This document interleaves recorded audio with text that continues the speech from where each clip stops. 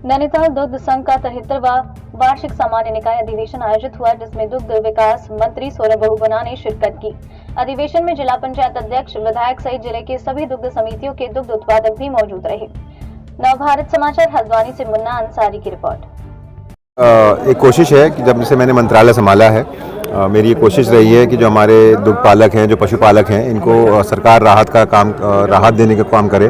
और जब मैंने कुछ समीक्षाएं बैठकें करी तो उसमें बहुत सारी ऐसी कमियां दिखी जिससे हमको लगता है कि अगर हम पॉलिसीज़ में कुछ अच्छा करें तो हमारे पशुपालकों को भी फ़ायदा होगा, दुग्ध पालकों को फ़ायदा होगा और हमारे उत्तराखंड का जो ब्रांड है आंचल, उसका भी फ़ायदा मिलेगा। तो हमने कुछ पॉलिसीज़ कैबिनेट में लाने का काम किया।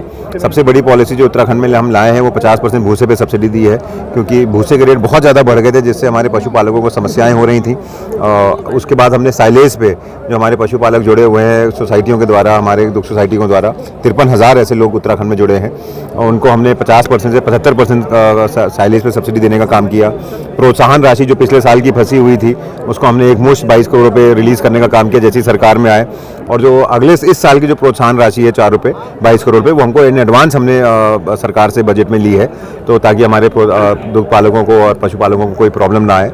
उसके साथ साथ जो हमारे बहुत बड़ी सोसाइटी, जो सबसे बड़ी सोसाइटी हमारी है वो नैनीताल दुग्ध संघ है, और नैनीताल दुग्ध संघ को आगे बढ़ाने के लिए, उसकी क्षमता बढ़ाने के लिए 61 करोड़ रुपए हमने केंद्र सरकार से दिलाने का काम किया है और उसका टेंडर होने वाला है बहुत जल्द, उसका हम शिलान्यास करेंगे।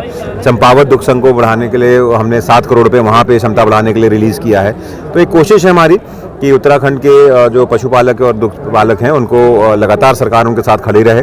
देखिए, मेरा मानना है कि उत्तराखंड जो हमारी परिस्थितियां हैं उत्तराखंड की, जो पर्वतीय क्षेत्रों की स्पेशली, उसमें ये 3 विभाग जो मेरे पास हैं, दुग्ध विकास, पशुपालन और मत्स्य पालन। सर, पहाड़ की जो देखिए, वर्तमान में नैनीताल दुग्ध संघ पूरे प्रदेश का सबसे बड़ा दुग्ध संघ है और पूरे प्रदेश के दुग्ध उत्पादन का 50% से अधिक का उपार्जन नैनीताल दुग्ध संघ का है।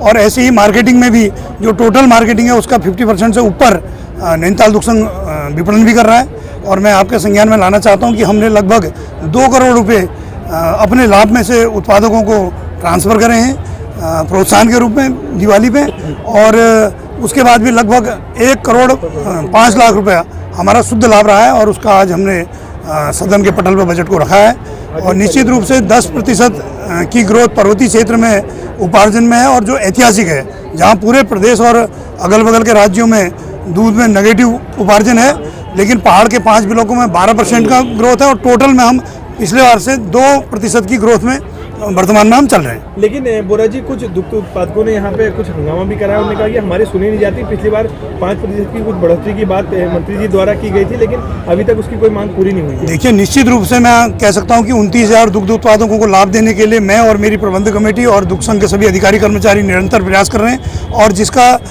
परिणाम आपके समाचार पत्रों और मीडिया के द्वारा भी आपने देखा है कि 6 माह में 4 रुपये की उत्पादकों की मूल्य वृद्धि करी गई है, जो 73 साल के इतिहास में एक अपना अलग सा इतिहास है। क्योंकि आज तक 1 रुपया 2 रुपया बढ़ता था, लेकिन हमने 6 माह में 4 रुपये बाजार में बढ़ाया, तो सीधे फार्मर को 4 रुपये दिया है, जो मैं कह सकता हूं कि पूरे प्रदेश में ही नहीं बल्कि उत्तर प्रदेश के समय से यह ऐतिहासिक निर्णय है कि जब 4 रुपये उत्पादक के 6 माह में बढ़ाए गए।